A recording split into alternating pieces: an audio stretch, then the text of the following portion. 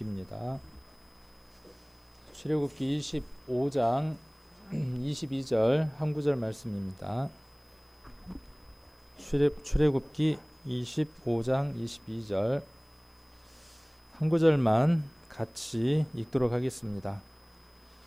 거기서 너와 만나고 속죄소 위 곧 증거궤 위에 있는 두 그룹 사이에서 내가 이스라엘 자손을 위하여 내게 명할 모든 일을 내게 이르리라. 아멘. 같이 기도드리겠습니다. 귀한 한 날을 저희들에게 허락해 주셔서 주님의 거룩하신 보혈로 한 피바다 한 몸 이룬 주님의 귀한 권속들 이곳으로 불러 모아 주셔서 이 세상에서 가장 아름다운 시간을 가질 수 있도록 허락해 주심을 감사를 드립니다. 과거 이스라엘 사람들은 하나님을 만나기 위해 수많은 절차와 과정들을 거쳐 하나님을 만나야 했지만 우리는 예수 그리스도를 만난 이후에 우리들의 심령 가운데에서 늘 주님을 만날 수 있고 또 주님과 함께 교제를 할 수 있는 귀한 주님의 권속들이 되어졌습니다. 주님의 귀한 그 은혜를 입은 우리 형제 자매님들 오늘 또한 이곳에서 하나님과 만나고 또 성도들과 함께 만나서 주님이 주시는 말씀들로 우리가 행해야 할 것들과 주님이 우리에게 명령하신 바를 다시 한 번 더 기억하고 또 확인할 수 있는 시간들이 될 수 있도록 인도해 주셔서 우리가 일상에 돌아가서 우리의 삶과 우리가 원하는 일들을 하는 것이 아니라 주님께서 우리에게 분부하시고 또 명하신 일들을 잘 감당해 드릴 수 있는 힘을 얻을 수 있는 귀한 한 시간이 되게 도와주시기를 원합니다. 한 시간 함께 해주셔서 하나님께서 허락하시는 말씀들이 이곳에서 온전히 전하여지고 또 심령 안에 새겨질 수 있도록 성령께서 역사해 주시기를 원합니다. 한 시간 주님께 의타가 없고 우리를 죄악 가운데에서 구원해 주신 고마우신 예수님 이름 받들어 기도드립니다. 아멘. 성막에 대해서 하도 오래전에 시작해가지고 중간에 또 띄엄띄엄 이렇게 공부를 하다가 보니까 잘 이어진 것 같지는 않습니다. 그런데 이제 오늘로 가장 중요한 부분을 설명하고 성막에 대해서는 개략적으로 자세하게는 아니고 개략적으로 이렇게 공부를 마칠 수 있게 되는 것 같습니다. 설교는 아주 잘게 여러분들에게 모든 것들을 다 제공해 드릴 수 있는 그런 시간이 되면 좋겠지만 혹은 그럴 때도 있고 혹은 또 그러지 못할 때도 있습니다. 그래서 어떤 때는 우리 성도님들에게 동기부여를 해드리고 또 성경을 더 상고해 볼 수 있는 그런 동기부여를 할 수 있는 시간들이 되기도 합니다. 그래서 성막에 관해서는 더욱더 그런 것 같습니다. 성경에서 굉장히 많은 양을 성막에 관해서 할애를 하고 있습니다. 그것은 교회와 그리스도와 또 우리에 대한 교훈이고 그림자이기 때문에 그런 것 같습니다. 그래서 우리 성도님들 더 시간을 내서 우리 출애굽기를 중심으로 해서 성막에 관하여 한번 공부를 해보시면 좋겠습니다. 요즘은 인터넷이든 뭐 책이든 이런 것들이 너무나 많이 발달해 있어서 하시고자 하신다면 얼마든지 좋은 자료들을 찾아서 또 공부를 하고 또 많은 걸 얻을 수 있을 것이라는 생각이 듭니다. 우리가 성막 공부를 하는 데 있어서 가장 큰 교훈은 오늘 25장 22절에 말씀하고 계시는 것처럼 내가 너와 만난다는 겁니다. 그러니까 성막을 하나님 우리에게 허락하신 가장 큰 목적은 어디에 있느냐 하면 하나님이 누구와 만나고 싶어 하시느냐 하면 이 성경을 쓸 당시에는 이스라엘 사람들을 만날 수 있는 방법 또 만나는 절차가 이렇게 굉장히 복잡하고 까다로웠죠. 기억을 하십니까? 성막의 기둥의 개수가 몇 개인지 출입문은 무엇으로 되어져 있는지 출입문을 열고 들어가면 가장 먼저 만나는 것이 무엇을 만나는지 그 다음 무엇이 있는지 그리고 그 다음에 무엇이 있는지 다 잊어버리셨습니까? 네, 괜찮습니다. 네, 그래도 괜찮습니다. 그래도 뭔지는 모르지만 하여튼 있었다는 것만 기억을 해도 좋은 것 같습니다. 그래서 번제단이 있고 물두멍이 있었고 그리고 성소가 있었고 그 성소를 3분의 3으로 나누어서 3분의 2 부분이 성소, 그리고 3분의 1 부분이 지성소. 그리고 오늘 우리가 우리 성도님들하고 같이 이제 공부를 해보려고 하는 것은 이 휘장과 그 다음에 지성소에 대해서 좀 살펴보는 시간을 가지려고 합니다. 그래서 그 어느 곳에서도 하나님을 만났던 것이 아니라 어디에서 하나님을 만났느냐 하면 1년에 한 번, 1년 1차, 1년에 하루, 1년 1차라는 말을 조금 쉬운 말로 바꾸면 1년에 하루라고 이렇게 한번 바꿔볼 수 있을 겁니다. 그날이 언제냐 하면 이스라엘 달력으로 7월 10일입니다. 대속죄일 날 하나님을 만날 수 있었습니다. 그리고 하나님을 만나야 하는 가장 큰 이유가 무엇이었을까요? 그들이 하나님을 만나야 하는 가장 큰 이유, 우리 아들 대학 가게 해달라고, 우리 딸 결혼할 때 좋은 신랑감 만나라고 그렇게 빌고 원하기 위해서 하나님을 만나고자 했던 것들이 아니라 영원한 하나님 나라에서 하나님과 같이 살 수 있는 큰 복, 그리하여 죄가 없고 의롭고 거룩한 자로 하나님 앞에 서기 위해 자신의 죄를 하나님 앞에 해결하는 그 일을 하기 위해서 1년에 한 번 대속죄일 날 지성소로 들어가는 일을 행했던 것을 우리가 전도 집회나 그럴 때 너무나 많이 들어서 잘 아시고 계실 겁니다. 이제는 그것이 어디에서 이루어져야 하느냐 하면 우리의 삶 안에서 이루어져야 합니다.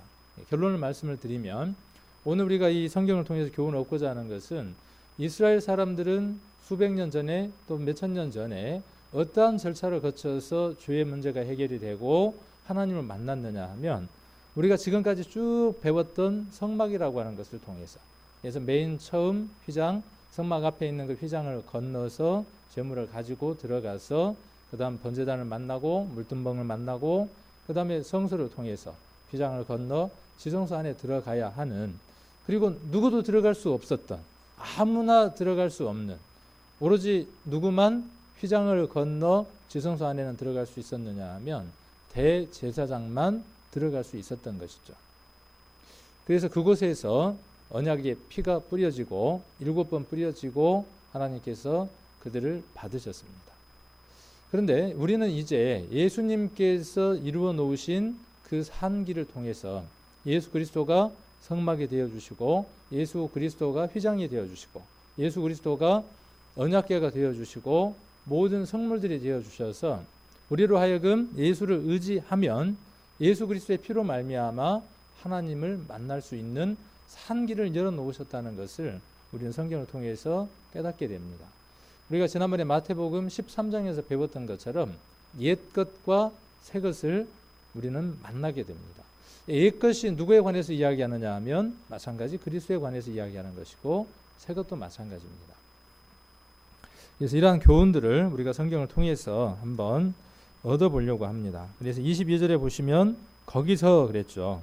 거기서라고 하는 건 지금 25장 앞에서부터 쭉 이야기하는 휘장 건너에 있는 지성소 안에서 그런 뜻입니다. 그래서 지성소 안에서 누구와 만나느냐 하면 내가, 그리고 너는 누구냐 하면 대제사장인 아론을 두고 지금 이야기를 하겠죠.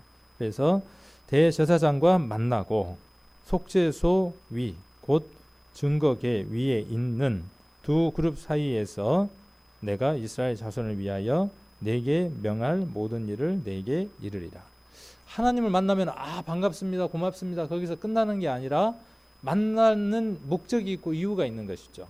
그곳에서 하나님을 만나야 하는 목적이 어디에 있습니까?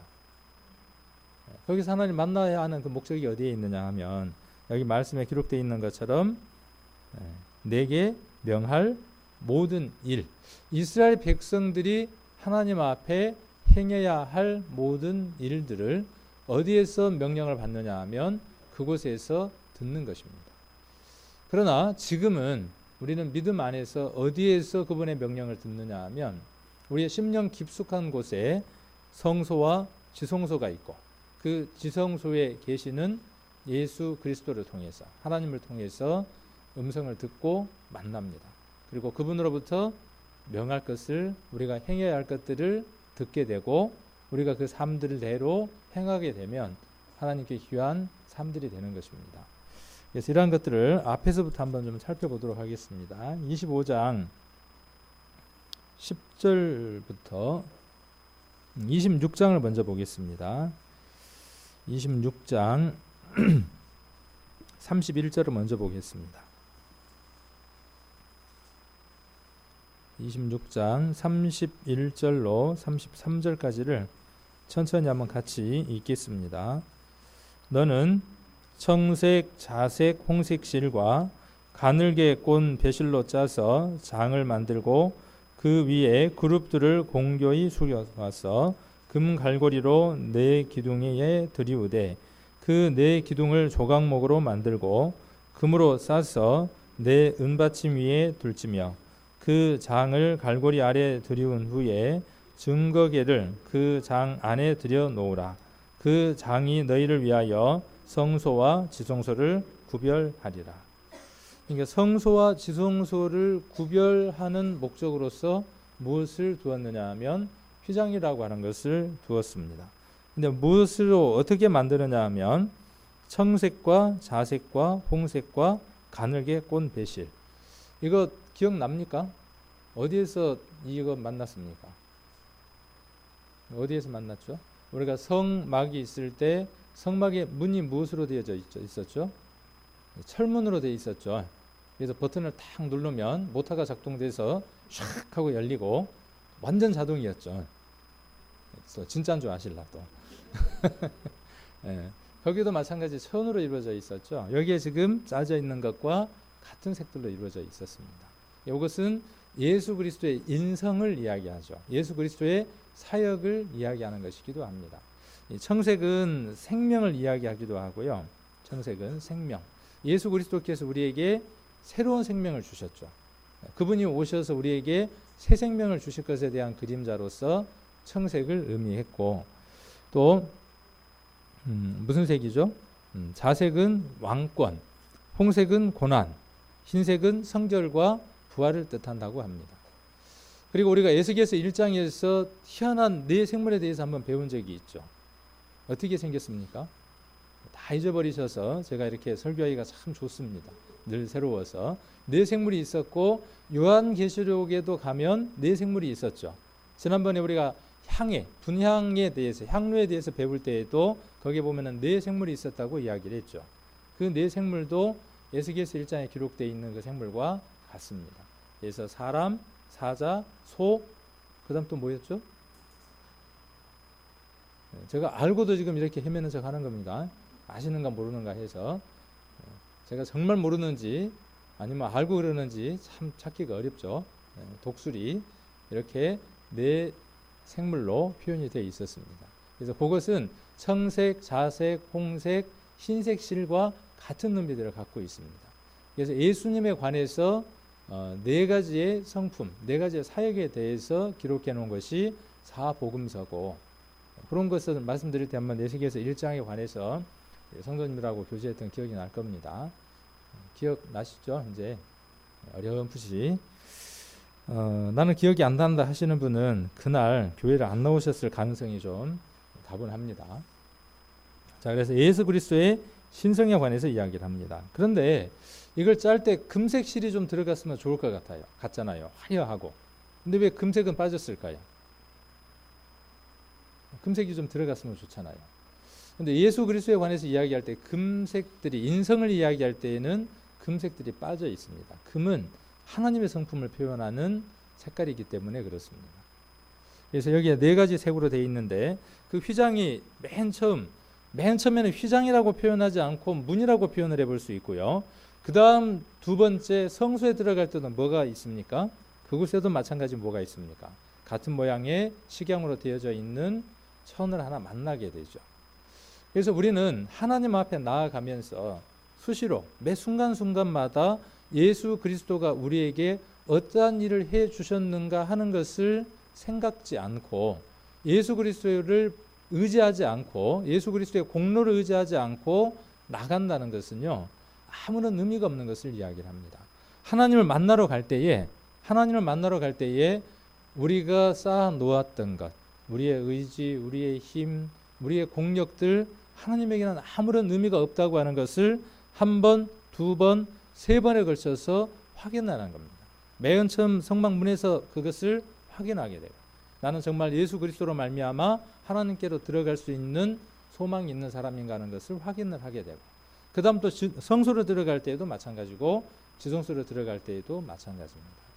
지성소에 있는 휘장은 얼마나 두꺼웠냐 하면 요세푸스라고 하는 이스라엘 그 역사 학자가 이야기하기를 10cm 정도가 되는 아주 두꺼운 휘장이었다고 이야기합니다. 10cm면은 한 뼘은 안 되겠죠. 한 뼘은 안 되고 10cm 대략 한번 계산 한번 해보십시오.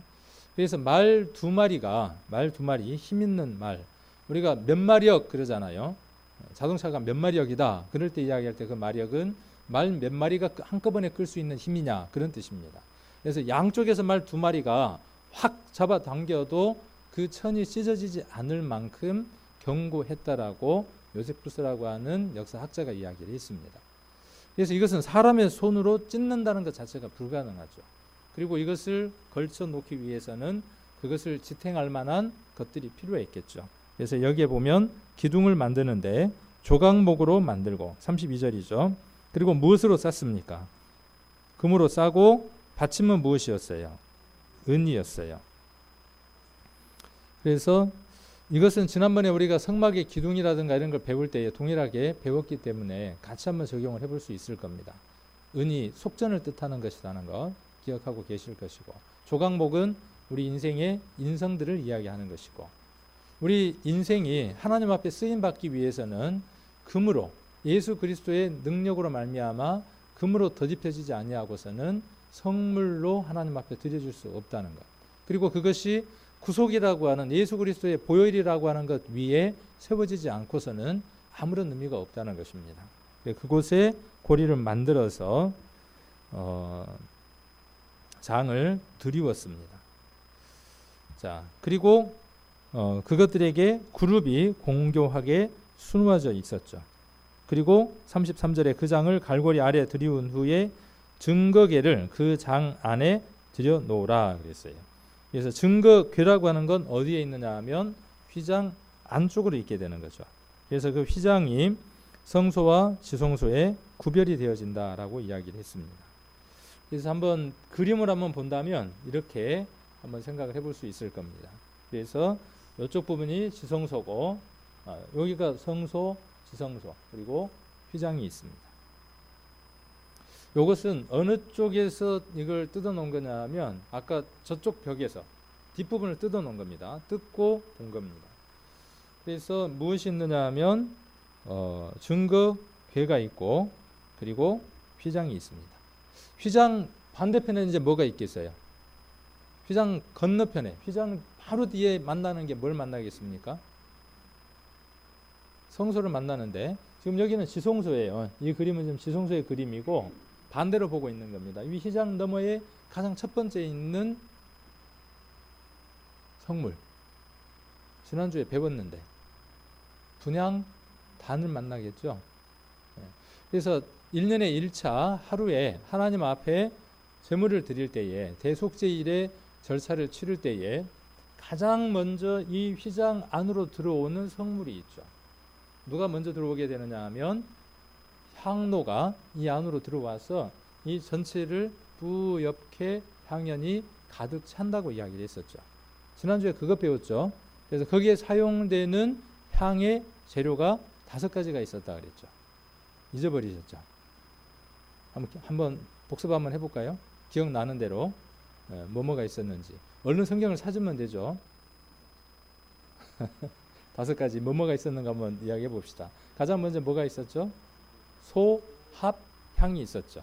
그 다음에 나감향이 있었고 그 다음에 풍자향이 있었고 유향이 있었고 소금이 있었죠. 그것이 각각 뜻하는 것들이 있었죠. 그래서 우리의 삶들 안에 하나님 앞에 드려지고 태워져야 할 것들이 무엇이냐 하면 그 각각의 향들이 갖고 있는 특징들을 하나님 우리에게 교훈들로 주시는 것이죠. 거기에 나감향이 좀 독특했었죠. 나감향은 어떻게 해서 나감향을 만들었습니까? 조개 껍데기를 모아다가 빻아서 함께 태워드리는 것이죠. 이것이 향을 더 짙게 만든다 그랬어요. 곱게 빠지면 빠질수록 더 좋은 향을 낸다고 말씀을 드렸습니다. 우리 인생에 있어서 자아는요, 깨어지고 부셔지고 벗겨질수록 하나님 앞에 고운 향으로 드려집니다.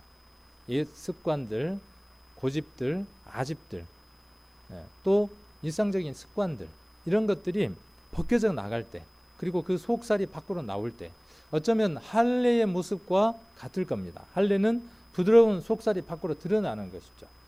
껍질을 벗고 자기 자신이 밖으로 나오는 것들입니다. 그래서 그러한 것들로 향을 하나님 앞에 피우는 겁니다. 레위기 16장을 한번 보겠습니다. 레위기 16장 11절입니다. 레위기 16장 11절.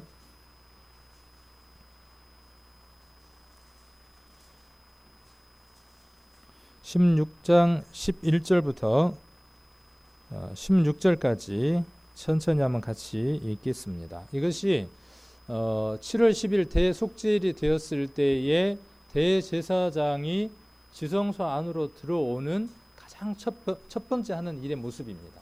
그래서 어떠한 일을 어떻게 하는지 16장 11절을 통해서 한번 보셨으면 합니다. 11절부터 16절까지 같이 한번 읽겠습니다.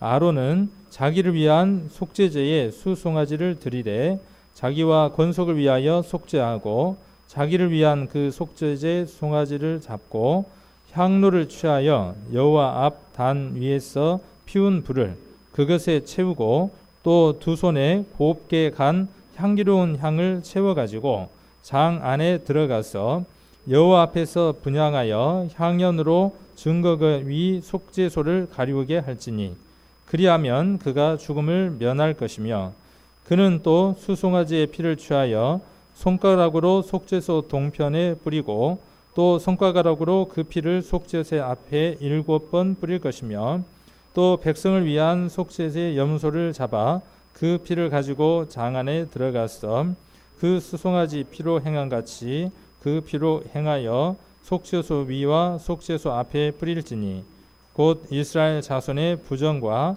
그 범한 모든 죄를 위하여 지성소를 위하여 속죄하고 또 그들의 부정한 중에서 있는 회막을 위하여 그같이 할 것이요. 아멘. 자, 우리가 성경을 보면 대제사장이 1년 1차 피 없이는 들어가지 않는다, 이렇게 성경을 배웠습니다. 그래서 우리가 어떤 생각들을 갖고 있느냐 하면 딱 한 번만 들어가는 것으로 생각을 합니다. 딱 한 번만. 1년 1차라고 이야기를 했으니까. 근데 그것을 조금 우리가 그 개념적인 것을 조금 바꾸어 볼 필요가 있습니다. 한 번이라고 하는 의미보다는 1년에 하루, 1년에 한 번, 그런 의미로 한번 의미들을 조금 더 포괄적으로 한번 생각을 해볼 수 있습니다. 그래서 피를 뿌리기 위해서 준비를 하기 위한 첫 번째 단계가 뭐냐 하면 향을 아까 12절이죠. 두 손에 곱게 간 향기로운 향을 채워가지고 장 안으로 들어가죠. 그렇게 해서 어떻게 하느냐 하면 그룹이 있는 그 속죄소를 가리운 다음에 그 다음 어떻게 하느냐 하면 제물을 가지고 들어간 것으로 볼 수 있습니다. 물론 이것은 중요하지 않습니다. 들어갈 때 피하고 향하고 같이 갖고 들어갔느냐, 아니면은 향을 피워놓고 그 다음 피를 갖고 들어갔느냐, 그 다음에 또 하고 난 다음에 또 그걸 갖고 나왔냐, 이건 크게 중요한 건 아닙니다.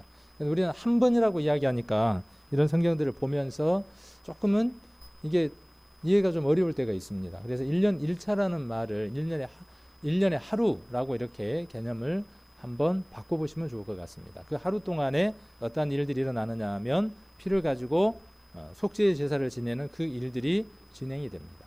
그래서 이런 것들을 조금 정리를 해보셔도 좋을 것 같습니다. 그 다음에 아까 지난주에 이제 그 말씀을 드리지는 못했는데 그 성소에 있는 성물들 가운데에 등대가 있었고 그 다음에 떡상이 있었죠. 그리고 분향단이 있었는데 그 세 개 가운데에 지성소로 유일하게 들어갈 수 있는 물건이 있었죠. 무엇이었습니까? 분향단. 그리고 분향단을 위해서도 무엇을 했느냐 하면 피를 뿌렸던 것을 볼 수 있죠. 자, 히브리서 9장을 한번 보겠습니다. 왜 제가 이 말씀을 한번 짚어드리느냐 하면 이 말씀을 보면서 조금 고개를 깨아웃 한번 할 수 있기 때문에 한번 짚어드리려고 이 말씀을 드리는 겁니다. 자, 히브리서 9장을 보시면 우리가 배우고 있는 성막에 관해서 강해 설교를 해놨네요. 여기에도 구약에 있는 출애굽기를 이스라엘 사람들에게 다시 한 번 더 설명을 해주는 겁니다. 이스라엘 사람들이 얼마나 잘 알았겠습니까? 성막에 관해서. 그런데도 불구하고 히브리서를 통해서 다시 한 번 더 구약에 있는 그 성막에 관한 이야기를 하면서 이것이 누구를 이야기하고 있는지에 대한 내용을 다시 한 번 더 9장에 설명을 해 나갑니다. 마치 제가 우리 성도님들에게 성막이 우리의 삶과 연관이 있고 성막이 예수님입니다. 그곳에서 피를 흘렸는데 그 피가 예수님의 피와 같습니다라고 하는 얘기를 하고 싶은 것처럼 동일한 이야기를 하고 있습니다. 9장 1절에 보시면 첫 언약에도 구약에도 옛것에도 그 말입니다. 섬기는 옛법과 세상에 속한 성소가 있더라. 자, 여기 세상에 속한 성소라는 데다가 별표를 하나 해놓을 필요가 있겠죠. 세상에 속한 성소. 그러면 하나님께 속한 성소, 하늘에 속한 성소가 있겠습니까? 없겠습니까? 그게 뭐겠습니까? 답을 아실 텐데. 자, 성소가 있습니다. 하나님께 속한 성소, 하늘나라에 속해 있는 성소가 있습니다. 그 성소가 어디에 있고 무엇이겠습니까? 여러분들입니다. 구원함을 받은 성도가 하나님 앞에 성소가 되는 것입니다. 거룩한 처소가 되는 겁니다. 하나님은 성막에서 이스라엘을 만나기를 원했던 것처럼 하나님은 어디에서 우리가 만나기를 원하느냐 하면 우리의 심령 깊숙한 곳에서, 우리의 삶 깊숙한 곳에서 우리와 만나고 싶어 합니다. 그것도 하루에 한 번이 아니라 1년에 한 번이 아니라 매일 매 순간마다 하나님 우리와 만나고 싶어 하고 대화하고 싶어 합니다. 자, 그것에 관해서 설명을 하고 있는 겁니다. 2절에 예비한 첫 장막이 있고 그 안에 등대와 상과 진설병이 있으니 이는 성소라 일컫고 3절 또 둘째 휘장 뒤에 있는 장막을 지성소라 일컫나니 여기 지금 빠진 게 있습니까? 없습니까? 지금 성소 안에 있어야 할 게 하나가 없죠. 뒤에 한번 봅니다. 4절에 금 향로와 사면을 금으로 싼 언약궤가 있고 그 안에 만나를 담은 금 항아리와 아론의 쌍난 지팡이와 언약의 비석들이 있고 이것은 지금 구약에 나와 있는 것과 같죠. 그 증거궤 속에 무엇이 들어있느냐 하면 십계명이 들었고 여기 나와 있는 대로 언약의 비석이 들었고 아론의 쌍난 지팡이가 있고 그리고 만나를 담은 항아리가 세 가지가 들어 있었습니다. 그런데 우리가 구약에서 배웠던 거에는 향로가 어디에 있었어요? 여기 지금 2절에 기록되어 있는 것처럼 성소에 있어야 되는데 성소에 있어야 될 금 향로가 어디로 옮겨진 걸 볼 수 있느냐 하면 지성소로 옮겨져 있는 걸 볼 수 있죠. 이게 그러면 성경을 잘 몰라서 이렇게 적어놨을까요? 여기에서 지금 설명하고자 하는 것은 뭐냐면요. 1년에 1차 한 번 있는 그 일이 있을 때에 향로가 어디 있었느냐에 대한 설명입니다. 그래서 1년에 한 번 대속죄일 날 향로는 어디에 있게 되느냐 하면 지성소 안에 있게 됩니다. 그래서 향로라고 하는 것을 분향단이라고 하는 것을 지난번에 주일날 말씀드릴 때 이것은 하나님 앞에 드리는 우리의 기도입니다라고 말씀을 드렸습니다. 우리의 기도는요. 성소와 지성소를 드나들 수 있는 매개체입니다. 하나님의 말씀을 들어서 영이 하나님의 말씀을 들어서 그 들은 말씀을 혼에 전달해 줄 수 있는 가장 중요한 도구가 기도입니다. 그래서 기도는 영과 혼을 드나들 수 있는 도구들입니다. 분향단은 휘장과 지성소와 성소 사이를 드나들 수 있었던 유일한 물건인 것처럼요. 그래서 우리가 이 세상에서요. 하나님을 만나고 또 세상의 삶을 만날 수 있는 유일한 도구가 바로 무엇이냐 하면 기도라고 하는 것입니다. 그래서 기도는 누구를 만나 뵙는 시간이냐 하면 하나님을 만나는 시간이기도 합니다. 그리고 하나님을 만난 이후에 내 생각과 뜻과 계획들을 바꿀 수 있는 그 영향력을 미칠 수 있는 가장 강력한 도구가 바로 기도입니다. 그래서 기도 가운데에 우리가 그 향이 필요하다고 지난주에 말씀드렸던 것처럼 이것이 우리에게 꼭 필요합니다. 자, 그래서 4절에 보시면 그렇게 세 가지가 있었고 그리고 5절 한번 보시면 그 위에 속죄소를 덮는 영광의 그룹들이 있으니 그러니까 휘장 뒤에 있는 것에 대해서 지금 설명을 하는데 한 물체가 있는데 뭐가 있냐 하면 궤라고 하는 게 있어요. 궤는 상자를 뜻하잖아요. 상자가 하나 있는데 그 상자를 무엇이라고 이름을 붙였느냐 하면 법궤라고 이름을 붙였습니다. 하나님의 언약의 말씀, 법이 들어있는 상자이므로 법궤라고 이름을 했고, 그 법궤 안에 무엇이 들어있다는 것입니까? 세 가지가 들어있다는 거죠. 증거, 판, 그것이 들어있고, 그 다음 무엇이 들어있고요? 아론의 쌍난 지팡이가 들어있고, 그 다음에 무엇이 들어있고요? 만나를 담은 금 항아리가 들어있다 그랬어요. 그리고 그것을 덮는 뚜껑이 있어요. 지금 5절에 그 위에 속죄소를 덮는, 그 말은 뭐냐 하면, 속죄소라는 말은 어떤 의미의 원어냐 하면 뚜껑이라고 하는 그런 말의 의미를 갖고 있습니다. 그래서 법궤를 덮는 뚜껑, 그러니까 속죄소와 법궤는 분리되어지지만 하나로 보는 겁니다. 그것들이 어디에 들었느냐 하면 휘장 뒤 건너편에 있습니다. 6절에 이 모든 것을 이같이 예비하였으니 제사장들이 항상 첫 장막에 들어가 섬기는 예를 행하고, 오직 둘째 장막은 대제사장이 홀로 1년 1차씩 들어가되, 1년 1차라 그랬으니까 꼭 한 번이라고 이렇게 생각을 하게 되는데, 그 생각을 좀 더 포괄적으로 하루라고 이렇게 생각을 하시면, 그 하루 동안에 하나님 앞에 절차를 드리기 위해서 향로를 가지고 들어가는 일, 가지고 나오는 일, 피를 뿌리는 일, 이 일들이 그 하루 속에 포함되어 있다고 생각을 하시면 1년 1차에 대한 의미가 조금 쉬울 것 같습니다. 그래서 피가 없이는 안 된다고 말씀했고, 이 피는 자기와 백성의 허물을 위하여 드리는 것이다 그랬습니다. 10절에 이런 것은 먹고 마시는 것과 여러 가지 씻는 것과 함께 육체의 옛변만 되어 개혁할 때까지 맡겨둔 것이라. 그러니까 이것은 실제가 아니고 무엇이다 그러냐면 9절에 비유고 그리고 그림자다, 그렇게 이야기를 하고 있습니다. 그래서 개혁이 되면 이것을 더 이상 하지 않는 거죠. 개혁은 언제 개혁이 될까요?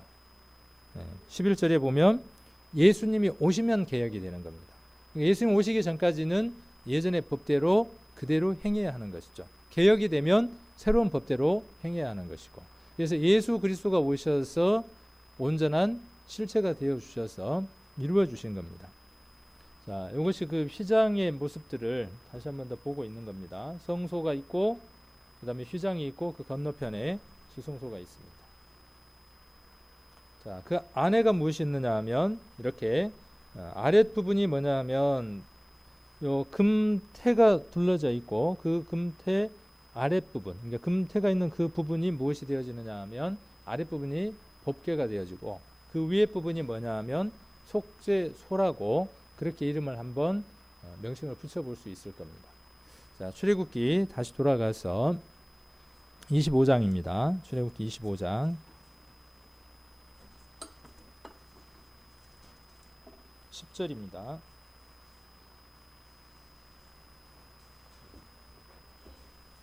(25장 10절) 자, 그들은 조각목으로 궤를 짓되, 그 법궤가 법 증거판이 들어갈 상자를 만드는 식양입니다.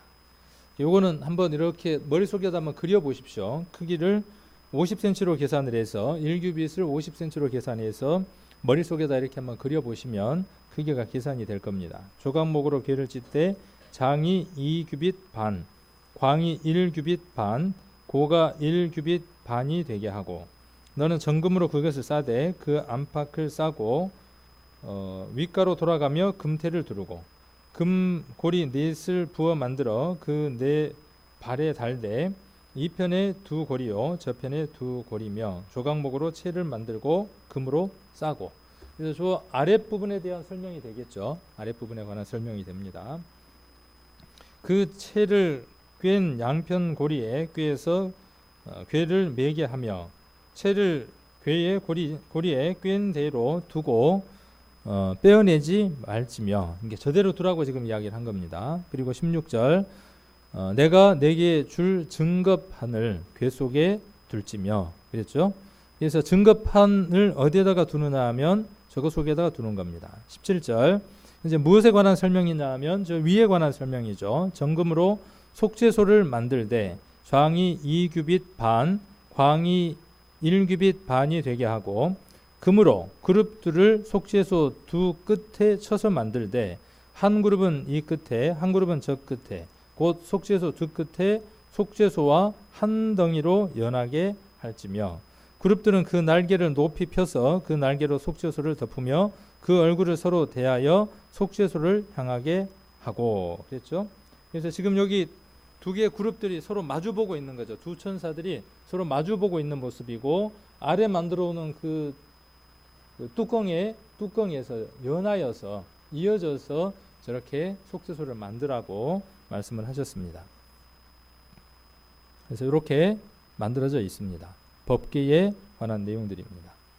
그래서 이런 모습으로 그려져 있기도 하고, 그러니까 정확한 어떤 식양이 없이 어떻게 만들어라 라고 했으니까 아까 앞에 같은 그런 모습으로 만들어져 있는 모형도도 있고, 이렇게 만들어져 있는 모형도도 있습니다. 저 아랫부분에 상자처럼 되어져 있는 부분에가 아까 세 가지의 물건들이 들어있고, 그 위에가 뭐가 되느냐 하면 속죄소가 되는 겁니다. 법궤를 통해서 우리가 여러 가지 교훈들을 한번 얻어볼 수 있을 겁니다. 법궤 안에 무엇이 들어있었습니까? 법궤를 우리가 무엇이라고 한번 생각을 해보느냐 하면, 우리 육신이라고 한번 생각을 해볼 수도 있을 겁니다. 우리의 삶이라고 한번 생각을 해볼 수도 있을 것이고, 우리의 또 마음이라고 한번 생각을 해볼 수도 있을 겁니다.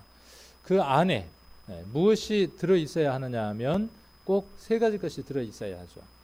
구원함을 받은 하나님의 사람에게는 이 법궤는 우리의 삶도 이야기하지만 예수 그리스도를 교훈으로 보여주시는 것들이기도 합니다.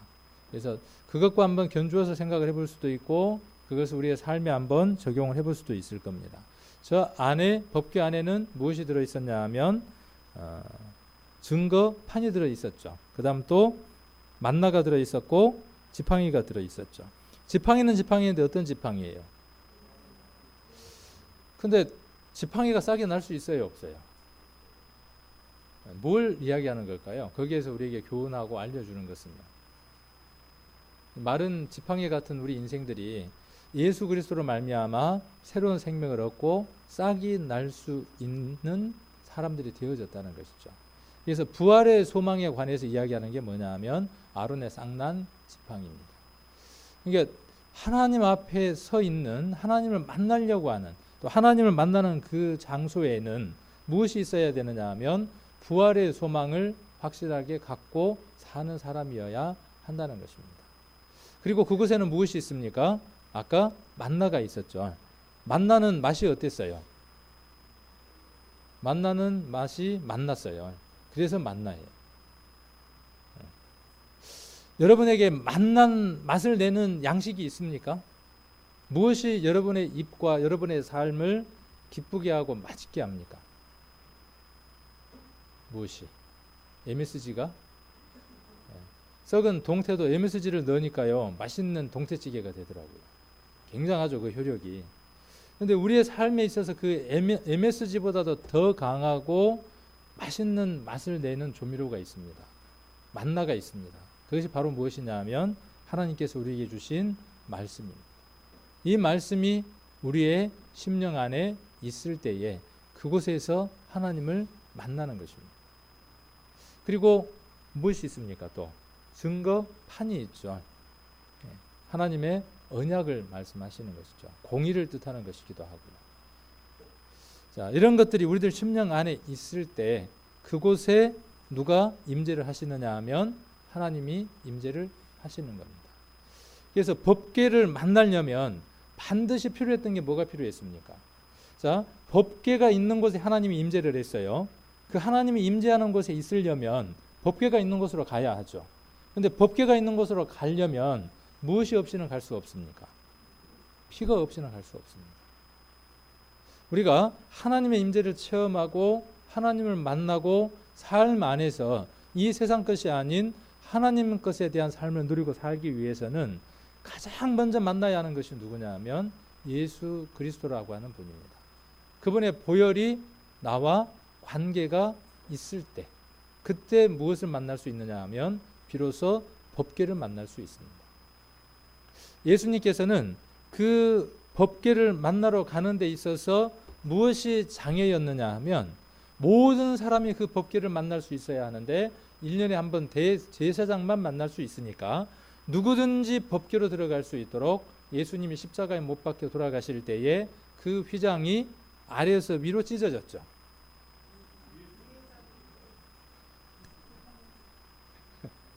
마가복음 한번 찾아보겠습니다. 15장.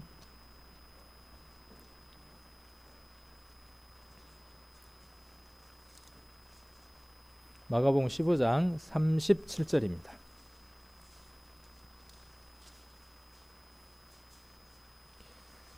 37절, 38절 같이 한번 읽겠습니다. 예수께서 큰 소리를 지르시고 운명하시다. 이에 성소 휘장이 위로부터 아래로까지 찢어져 둘이 되니라. 이제 예수 그리스도의 보혈만 의지하면, 그분의 공로만 의지하면 법궤 앞으로 누구든지 나갈 수 있다는 것입니다.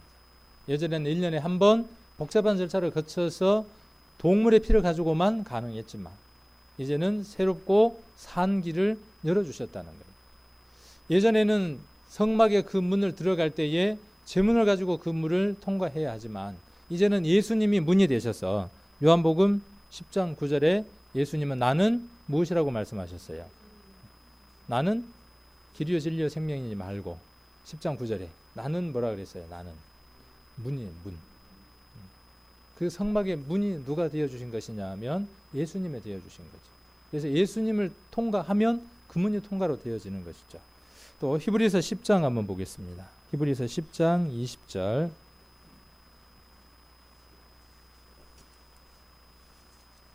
10장 20절입니다. 19절 20절 여기도 같이 한번 읽겠습니다. 히브리서 10장 19절 20절 같이 읽겠습니다. 그러므로 형제들아 우리가 예수의 피를 힘입어 성소에 들어갈 담력을 얻었나니 그 길은 우리를 위하여 휘장 가운데로 열어놓으신 새롭고 산 길이요 휘장은 곧 저의 육체니라. 예수님의 육체가 십자가 위에서 찢겨주심으로 말미암아 이제 하나님께로 향할 수 있는 산 길, 새로운 길, 그것을 열어놓으셨습니다. 누구든지 원하는 사람은 그 길을 통해서 하나님을 만날 수 있게 되는 겁니다. 자, 이사야서 25장을 한번 찾겠습니다. 이사야 25장 7절입니다.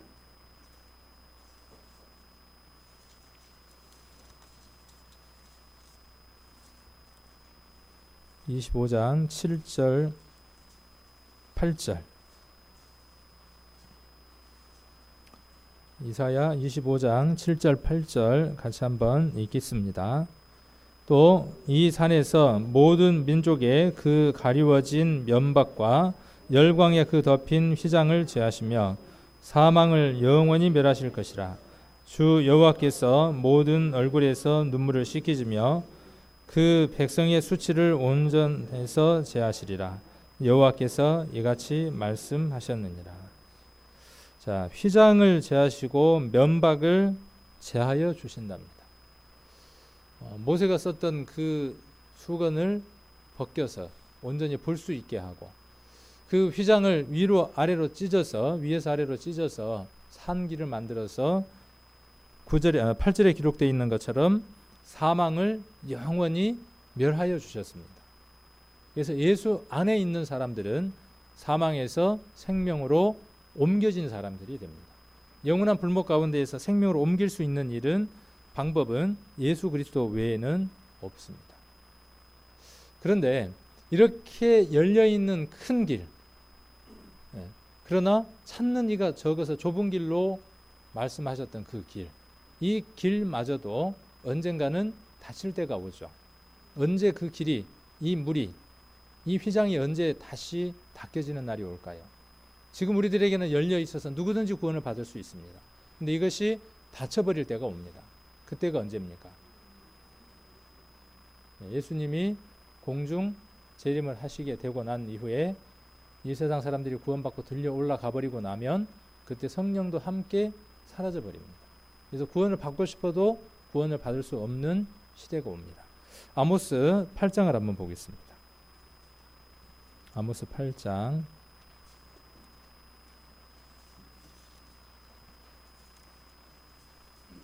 11절입니다. 아모스 8장 11절로 13절까지입니다. 주 여호와께서 가라사대 보라 날이 이를지라 내가 기근을 땅에 보내리니 양식이 없어 주림이 아니며 물이 없어 가람이 아니요 여호와의 말씀을 듣지 못한 기갈이라.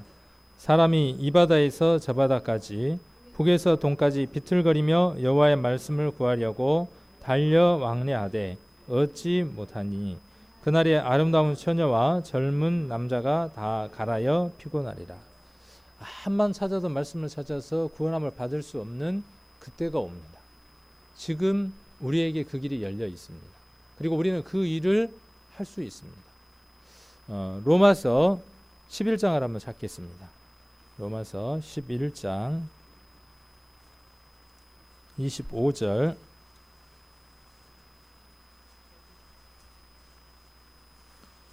11장 25절 제가 27절까지 제가 읽겠습니다. 형제들아 너희가 스스로 지혜 있다함을 면키 위하여 이 비밀을 너희가 모르기를 내가 원치 아니하노니 이 비밀은 이방인의 충만한 수가 들어오기까지 이스라엘에 들어는 완악하게 된 것이라. 그리하여 온 이스라엘이 구원을 얻으리라. 기록된 바 구원자가 시온에서 오사 야곱에게서 경건치 않을 것을 돌이키시겠고 내가 저희 죄를 없이 할 때에 저희에게 이루어질 내 언약이 이것이라 함과 같으니라. 이스라엘의 구원은 14만 4천이라고 하는 정해진 수, 그것이 상징적인 수인지는 모르겠지만 어떤 수인지는 모르지만 14만 4천이라고 하는 구원받는 사람의 수가 정하여져 있고 그들은 어디에서 구원을 받는다고 성경에 기록되어 있느냐 하면 환난 가운데서 구원을 받는다고 기록을 하고 있습니다. 그래서 그들이 구원받는 기회는 언제 이루어지느냐 하면 이방인의 충만한 수가 차고 25절에 기록된 대로 그 다음 누구에게로 넘어가느냐 하면 유대인들에게 넘어갑니다. 그래서 이방인이 구원받을 때에 이스라엘 사람들은 완악하다 그랬어요. 예수 그리스도에 믿는 것에 대해서 마음이 닫혀 있게 된다라고 이야기를 했습니다. 그런데 이방인의 충만한 숫자가 차면 26절에 그리하여 그 말은 어떤 뜻이냐 하면 그 후에 그런 뜻입니다. 그러니까 이방인의 충만한 수가 차고 나면 그 다음 누가 구원받는다는 것입니까? 온 이스라엘이 그 후에 구원을 얻는다고 되어져 있습니다. 그런데 지금 이스라엘 사람들이 구원함을 얻는 일들이 이루어지고 있습니다.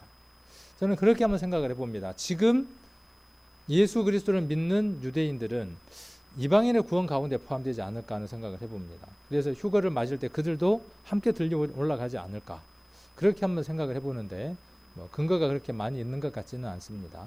생각이니까. 그리고 7년 환난 가운데에서 그들이 구원함을 얻게 됐죠. 예수 그리스도를 믿게 되고 민족적인 회개 운동을 하게 됩니다. 그래서 두 선지자가 나타나서 그들에게 회개를 가르치게 되고 구원을 얻게 됩니다. 그 일들이 지금 우리 앞에 와 있다는 사실이죠. 이스라엘 사람들은요, 지금 지난번에 회복이라는 영화 보셨잖아요. 오래전에. 거기 보시면 이스라엘 사람들이 구원함을 받고 있잖아요. 그 얘기는 뭐냐 하면 이제 이방인의 충만한 수가 다 차가고 있다는 겁니다. 우리는 이 휘장을 통해서요, 무엇을 한번 생각을 해봐야 하느냐 하면 그 열려졌던 구원의 문이 닫혀질 때가 가까워져 오고 있다는 겁니다. 그리고 이 고달프고 괴롭고 힘든 세상 빨리 떠나고 싶잖아요. 허리도 아프고 우리 어르신들 저 계단 올라올 때 몇 개 안 되는 그 계단이 얼마나 힘든가 모르겠어요. 아이고 하면서 올라오시고 내려갈 때도 힘들고 이 힘든 인생을 빨리 끝낼 수 있는 방법이 있습니다. 뭐겠습니까? 이방인의 충만한 수가 예를 들어서 10,000명인데 지금 9,999명이라면 한 명만 딱 채우면 되는 거죠. 그럼 인생 이제 고생 끝나고 행복이 시작이 되는 거죠. 몇 명일지는 모르지만 우리가 마지막 그 수를 채운다면 교회가 들려 올라가고 우리의 고생은 끝날 겁니다. 그래서 우리의 고생을 덜하기 위해서 복음을 전해야 하고 우리가 생각하고 있고 우리가 마음 먹고 있는 그 사람들이 영원한 불문 속으로 가는 것이 불쌍하고 안쓰러우니까 복음을 전해야 하고 또 누구든지 들어갈 수 있도록 넓은 길이 열려 있으니까 복음을 전해야 하는 것이죠. 우리가 그 사실을 깨닫고 하나님을 매일의 삶들 가운데에서 만나는 것처럼 휘장에 관해서 한번 그런 교훈들을 한번 얻어보고, 법궤 안에가 아까 그런 것들이 들어 있었죠. 조금 두서는 없습니다만은 정리를 잘 해서 들으시기를 원합니다. 자, 법궤에는 하나님의 임재가 거하는 곳이 법궤라고 아까 말씀을 드렸죠. 아까 속죄소와 법궤 그 동시에 생각을 하시면 되겠습니다. 그곳에 하나님의 임재가 있었습니다. 이스라엘 사람들에게 있어서 이 법궤는요 아주 중요했습니다. 이스라엘 사람들이 광야 몇 년을 뺑바퀴를 돌았죠? 40년. 이사는 몇 번을 다녔을까요?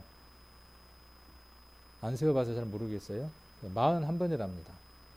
성막을 거두어서 이사 다녔던 숫자가요 41번. 1년에 한 번꼴로 이사를 했겠네요. 400평 가까운 그 천막을 뜯어서 짊어지고 이사를 하고, 또 불기둥과 구름기둥이 멈추면 그곳에다가 진을 치고 다시 또 이동을 하고, 그걸 몇 번을요? 41번이나 이동을 했답니다. 그 일들이 있을 때에도 법궤는 항상 가운데 있었죠. 법궤는 항상 어디에 있었어요? 이 언약궤가 아까 이렇게 멜 수 있도록 돼 있는 이 언약궤가 항상 어디에 있었습니까? 이스라엘의 가장 맨 앞에 있었습니다. 법궤는 앞에 있었습니다. 우리의 삶에 있어서요, 아까 세 가지의 것 있었잖아요. 증거, 판과 만나와 그리고 지팡이. 그 세 가지 것들이 우리 삶 안에 가장 앞서 있어야 한다는 것이죠. 그리고 그것을 따라가는 삶을 살아야 한다는 것이죠. 내가 원하는 것, 내가 하고 싶은 것을 먼저 행해버리는 것이 아니라 말씀이 우선이 될 수 있도록 하는 삶을 살아야 하겠죠. 그래서 이스라엘 민족들에게 있어서 이 법궤는요 항상 우선이었습니다. 법궤가 가는 곳마다 이해되어질 수 없는 신비로운 일들이 이루어졌죠. 자, 법궤가 어디 앞에 딱 서니까요? 홍해 앞에 딱 서니까 어떤 일이 벌어졌어요? 홍해가 갈라지는 일이 벌어졌습니다. 그리고 가나안 땅으로 들어가서 동에서 서쪽으로 들어가면서 가장 먼저 만나는 곳이 요단강을 만나게 된다 그랬죠. 요단강을 건널 때에도 뭐가 앞서 있었습니까? 요단강을 만났을 때에도 무엇이 앞서 있었냐 하면 한번 찾아볼까요? 여호수아서 3장을 한번 찾아보겠습니다.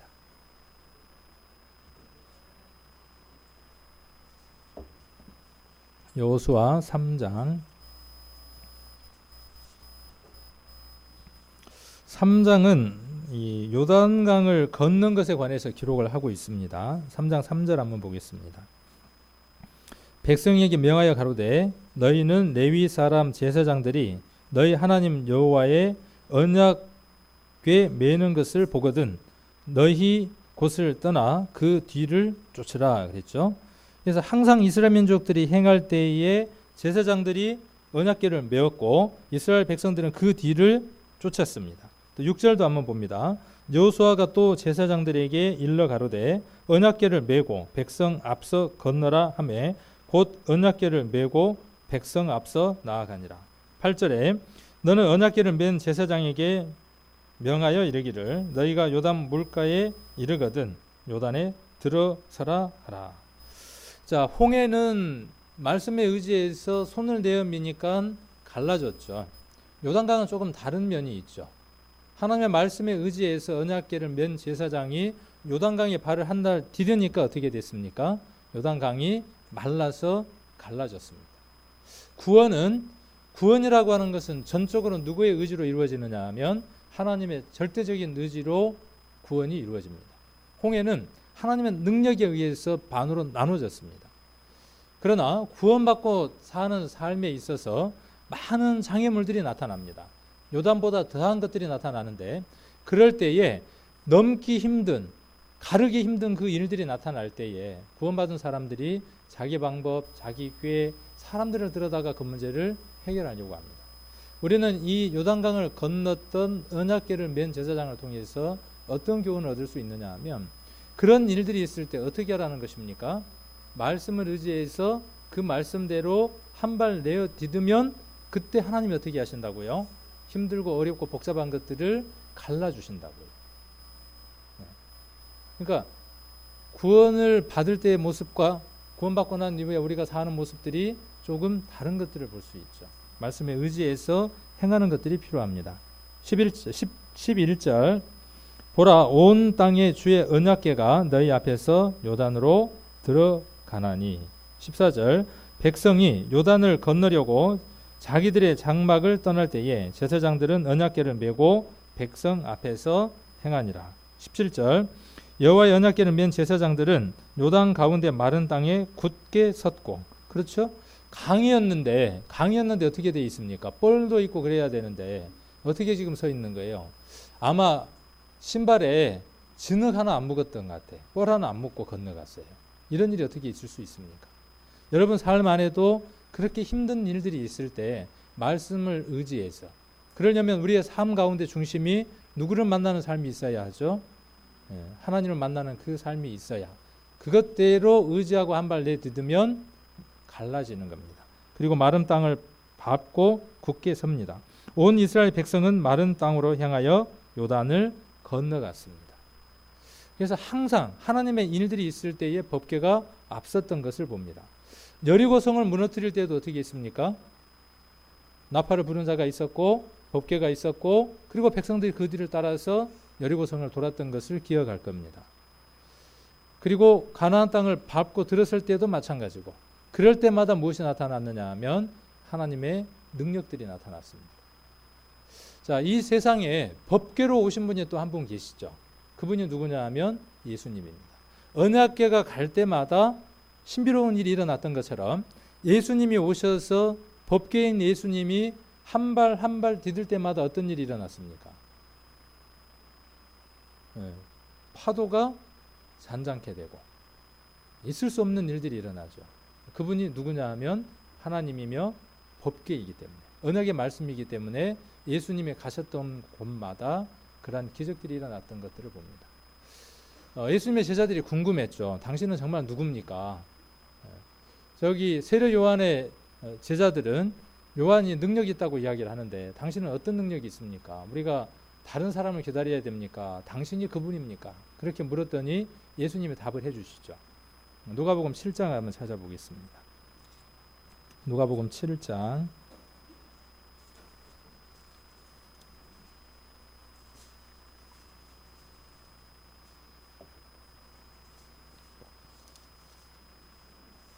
22절입니다. 누가복음 7장 22절.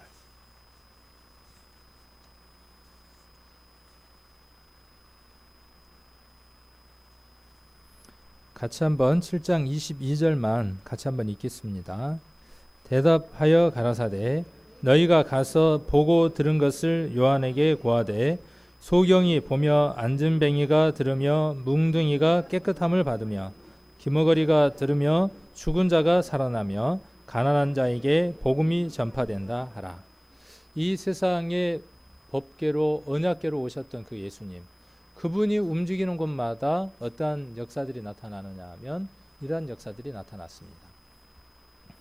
홍해가 갈라지는 그 기적, 요단강이 마른 땅이 되면서 갈라졌던 그 기적보다 소경이 눈을 떠서 앞을 본 것, 둘 중에 어떤 것이 더 큰 기적일까요?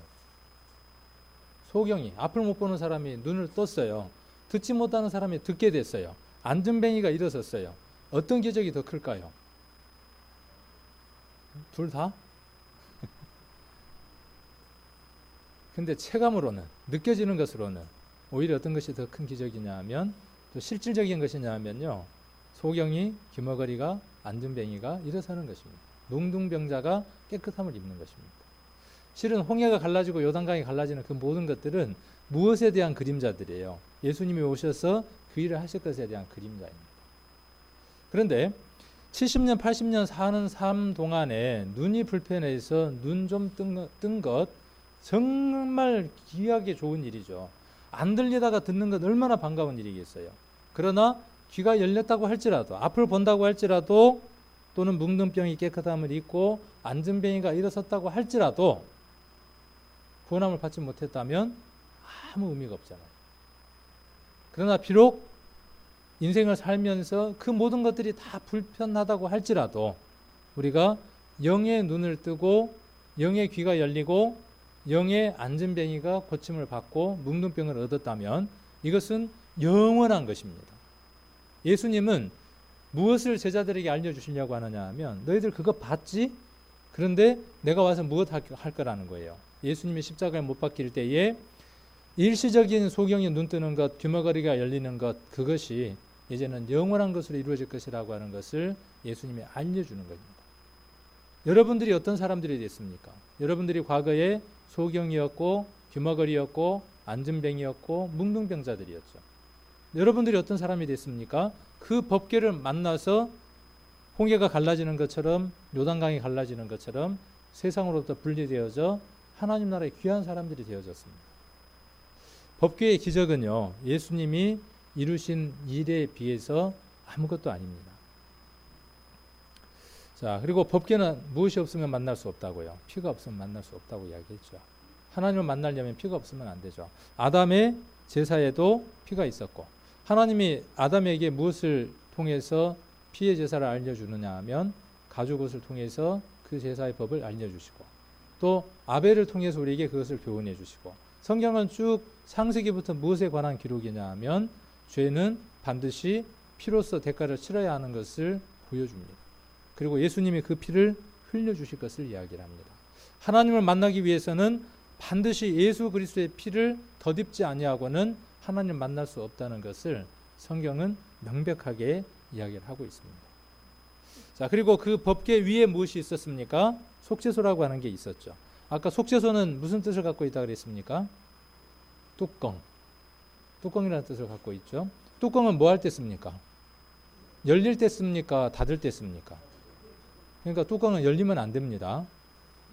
간호가 뚜껑 열려 그러는데 뚜껑은 닫을 때 쓰는 거니까 절대로 열릴 때 쓰면 안 됩니다. 닫아 두십시오. 어떤 데 닫아 둬야 되겠어요? 열릴 만한 일이 있을 때 닫아 두셔야 돼요. 그렇겠죠.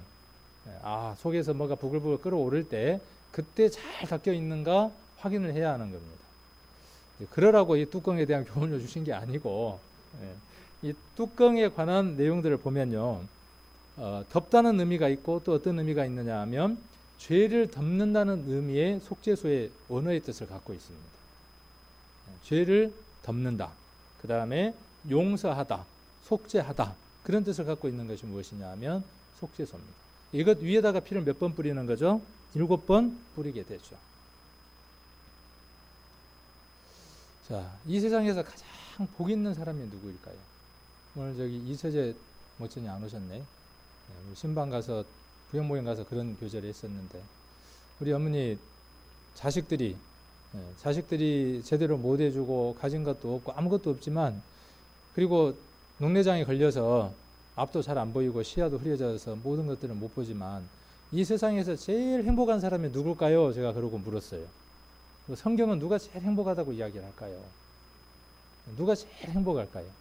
이 속죄소에 뚜껑이 덮여 있는 사람, 죄의 가리움을 받은 사람, 이 사람이 이 세상에서 가장 행복한 사람입니다. 다윗이 시를 써서 그 복음에 대해서, 그 행복에 대해서 이야기를 해주죠. 그리고 로마서에도 그것에 대해서 이야기를 하고 있습니다. 한번 찾아볼까요? 로마서 4장입니다. 로마서 4장 7절입니다. 시편 32편에 이야기를 하고 있습니다. 그 내용을 바울이 인용을 한 겁니다. 로마서 4장 7절 8절 같이 한번 읽겠습니다. 그 불법을 사하심을 받고 그 죄를 가리우심을 받는 자는 복이 있고 주께서 그 죄를 인정치 아니하실 사람은 복이 있도다 함과 같으니라. 이 세상에서 최고의 복은 다윗이 이거저거 다 누려봤지만 어떤 것도 아니고 이것이 가장 큰 복이더라. 불법의 사하심을 받고 그 죄를 가리우심을 받은 자는 복이 있어요. 맞습니까? 네? 아닌 것 같은데? 받은 자는 복이 있어요. 받는 자는 복이 있습니까? 받은 자는 복이 있습니까? 받은 자는 뭐냐 하면 구원받았고 모든 것이 다 끝났으니까 좋다 그러고 사는 사람들이에요. 받는 자는 뭐냐 하면 예수 그리스도의 보혈로 말미암아 내 죄가 사하여졌다는 것을 내 삶 가운데서 계속해서 확인하며 사는 사람이 어떤 사람이냐 하면 받는 자입니다. 받은 자가 아니라 받는 자입니다. 여러분 삶들 가운데에서 그 일들이 지금도 계속 진행형의 과정 가운데 있는 사람. 예수 그리스도가 십자가에 못 박혀 돌아가신 것이 2000년 전의 일이고 내 삶 안에서는 그것이 끝나버린 사람. 구원받은 그날 예수님이 나를 위해서 십자가에 못 박혀 돌아가 주셨어. 고맙네, 감사하네. 그리고 끝난 사람은 어떤 사람이냐면 그 죄의 가리움을 받은 자예요. 복 없어요, 그 사람은요. 그 사람은 복 없어요. 거기서 끝난 사람은 복이 없어. 지금도 어떤 사람이어야 돼요. 지금도 내 삶 안에 예수 그리스도의 보혈이 감사하고 내게 죄가 있을 때 그 올라오는 죄들이 그 죄들이 무엇이 덮여지는 것처럼 속죄수의 뚜껑이 덮여지는 것처럼 예수 그리스도의 보혈로 덮여져서 밖으로 나오지 않는 사람. 예수 그리스도의 보혈로 그 죄가 다스림을 받는 사람. 그 사람이 어떤 사람이냐 하면 정말 복 있는 사람입니다. 속죄소를 통해서 우리가 어떤 교훈을 얻어볼 수 있느냐 하면 이런 교훈을 얻어볼 수 있습니다. 죄인은 죄인인데 죄를 짓기는 지었는데 사단은 뭐라 그래요? 저놈 죄인이다고 손가락질하고 정죄를 하죠. 그런데 하나님은 뭐라고 말씀하셔요? 아니야, 쟤 죄인 아니야. 그러면서 뭐라고 말씀하셔요? 죄를 위해서 내가 인간의 모습으로 가서 피 흘렸잖아. 그렇게 말씀하시는 분이 누구냐 하면 하나님이죠. 이 음성을 매일 듣는 겁니다.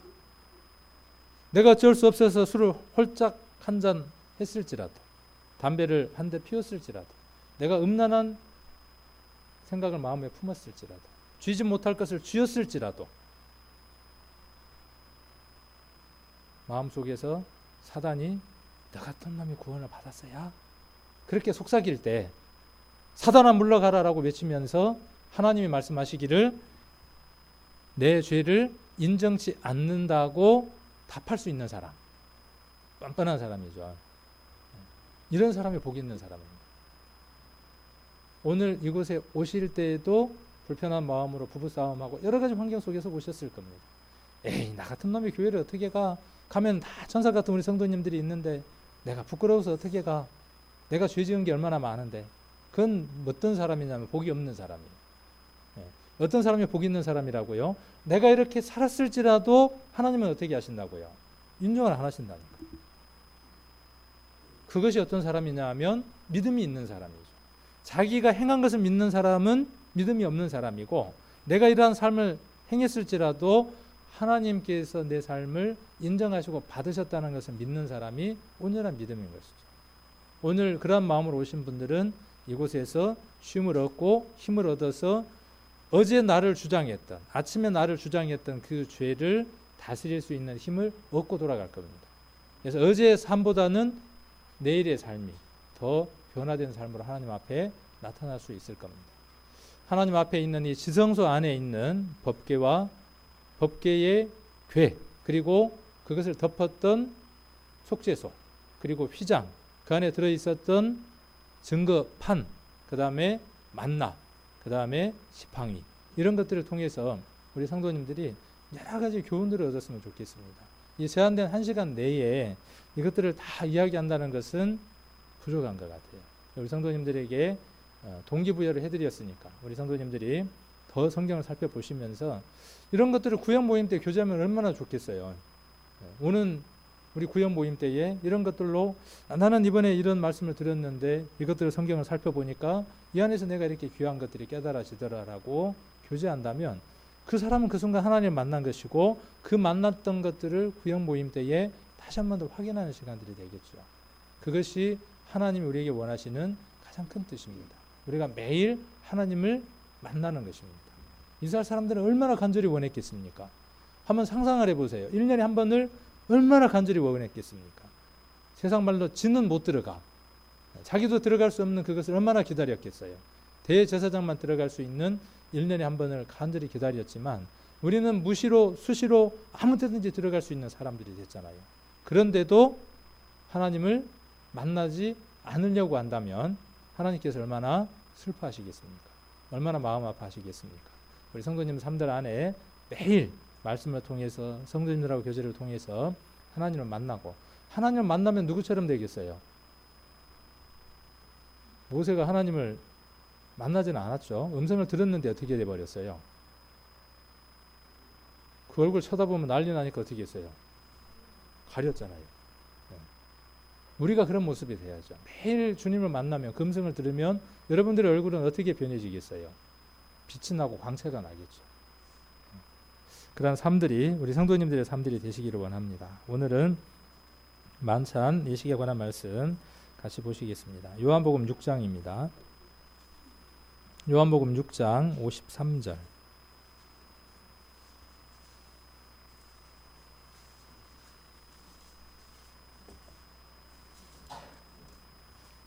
요한복음 6장 53절로 58절까지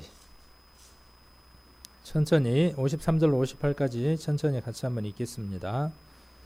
예수께서 이르시되 내가 진실로 진실로 너희에게 이르노니 인자의 살을 먹지 아니하고 인자의 피를 마시지 아니하면 너희 속에 생명이 없느니라. 내 살을 먹고 내 피를 마시는 자는 영생을 가졌고 마지막 날에 내가 그를 다시 살리리니 내 살은 참된 양식이요 내 피는 참된 음료로다. 내 살을 먹고 내 피를 마시는 자는 내 안에 거하고 나도 그 안에 거하나니 살아계신 아버지께서 나를 보내심에 내가 아버지로 인하여 사는 것 같이 나를 먹는 그 사람도 나로 인하여 살리라. 이것은 하늘로서 내려온 떡이니 조상들이 먹고도 죽은 그것과 같지 아니하여 이 떡을 먹는 자는 영원히 살리라. 아멘. 이 떡을 먹는 자, 오늘 이 떡을 먹는 자 영원히 삽니까? 예. 어쩌면 저 떡은 그냥 우리가 일상적으로 먹는 떡입니다. 그러나 오늘 우리가 여기에서 이런 예식을 행한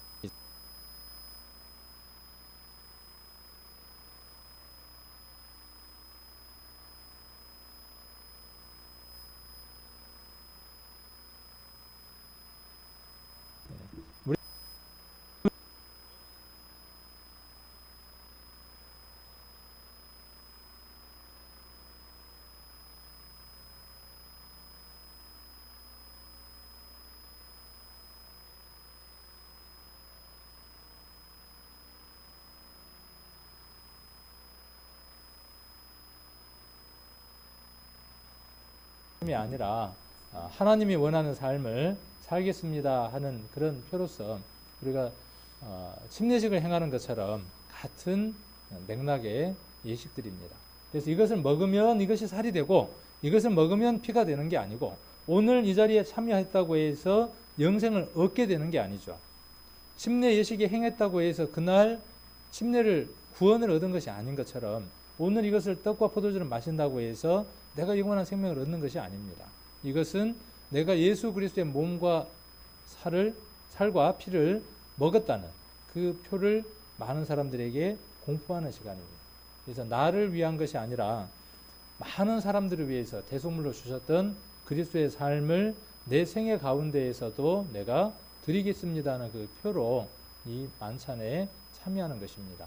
그래서 우리 성도님들은 지나온 삶들을 한번 돌아보시기를 원하고 그리고 오늘 말씀처럼 내가 정말 하나님 안에서 하나님 만나는 삶을 살고 변화된 삶을 살겠습니다는 그 표로 이 떡과 포도주를 떼시고 가장 중요한 게 있습니다. 내가 착한 삶을 살겠습니다. 선하게 살겠습니다. 하나님이 그 기도를 들을 때에 그러십니다. 뭔가 좀 내가 좀 원하는 게 있는데, 우리 간증할 때 보면은 좀 뭔가 이렇게 핵심적인 게 안 나올 때 그러잖아요. 하나님 우리의 기도 가운데에 우리가 원하는 그 다짐 가운데 뭔가 하나 빠졌을 때 참 그러십니다. 그게 뭐냐 하면 내가 예수 그리스도가 죽고 부활하신 것을 모든 사람들에게 전하는 삶을 살겠습니다. 그랬을 때에 하나님이 옳거니 그렇게 대답을 하실 겁니다. 하나님이 가장 기뻐하시는 겁니다. 떡과 포도주를 띄는 것은요, 바로 그것을 전하겠습니다라고 하나님 앞에 다시 한 번 더 다짐하는 시간입니다. 전도 집회 날짜를 정했습니다. 주보에 나와 있죠. 1월 17일부터 22일까지. 드디어 이제 기대가 되죠. 그동안에 많이 준비를 하셨죠. 그래서 이제 준비도 하시고 또 본격적으로 우리 성도님들이 복음을 전할 수 있는 그런 기회로 삼으시기를 원합니다. 이 떡과 포도주를 떼시면서 하나님 앞에 귀한 다짐을 하는 시간들이 되시기를 원합니다. 기도 드리겠습니다. 귀한 시간을 저희들에게 허락해 주심을 감사를 드립니다. 우리 주님께서 십자가 위에서 보혈 흘려주심으로 말미암아 우리에게 산 길을 열어주시고 휘장이 되어주시고 오늘 말씀처럼 법궤와 또 속죄소의 뚜껑이 되어주셔서 우리의 삶들 안에 정말 복 있는 사람으로 저희들을 인쳐주신 것 진정으로 감사를 드립니다. 하나님께서 성막을 지어서 이스라엘 사람들에게 주신 목적은 내가 너희와 함께 거하고 싶고 내가 너희를 만나고 싶다고 말씀하신 것처럼 하나님께서 예수 그리스도로 말미암아 우리에게 영원한 복을 허락하신 것은 우리들 뜻대로 살기를 원하는 것이 아니라 이제 우리의 삶들 가운데에 우리의 가장 중심에서 우리를 성전 삼으시고 우리를 성소로 삼으셔서 우리의 심령 가운데에서 하나님이 만나고 싶어 한다는 사실을 말씀을 통해서 살펴보는 시간을 가졌습니다. 내가 너와 함께 만날 곳이 그곳이라고 말씀하셨습니다. 하나님이 우리와 만날 곳이 다른 곳이 아니라 우리의 삶이며 우리의 심령 가운데인 것을 우리 성도님들로 하여금 다시 한 번 더 깨닫게 해주시기를 원합니다. 말씀을 보고 부활의 소망을 갖고 늘 묵상하는 삶들을 살아서 하나님께 영광 돌려드리고 또 복음을 깨닫지 못하는 사람들에게 복음을 전하는 간절한 삶을 살아나가는 저희들 될 수 있도록 인도해 주셔서 이방인의 충만한 수가 찰 수 있도록 인도해 주시고 그래야 우리의 고생과 수고가 끝나고 하나님 앞에 갈 수 있는 날이 빨리 올 수 있도록 우리의 삶들을 더 많이 부지런을 낼 수 있도록 은혜 내려주시기를 원합니다. 오늘은 또 주님의 살과 피를 우리를 위해서 피 흘려주신 그것을 기념하는 귀한 날입니다. 우리 성도님들 심령 안에 주님의 죽으심이 또 부활하심이 다시 한 번 더 기억될 수 있도록 인도해 주시고 찢겨진 살과 흘려주신 피를 다시 한 번 기억하고 그분의 죽으심과 부활하심이 의미가 있고 역사가 되어지려면 우리가 입을 다물어서는 되지 않는다는 것을 다시 한 번 더 확인하는 귀한 시간이 되게 도와주시기를 원합니다. 오늘 하루도 우리 주님께서 이끌어 주시고 남아있는 시간들 안에도 귀한 것으로 채워 주실 것을 믿으면서 우리를 죄악 가운데서 구원해 주신 고마우신 예수님 이름 받들어 기도드립니다. 아멘.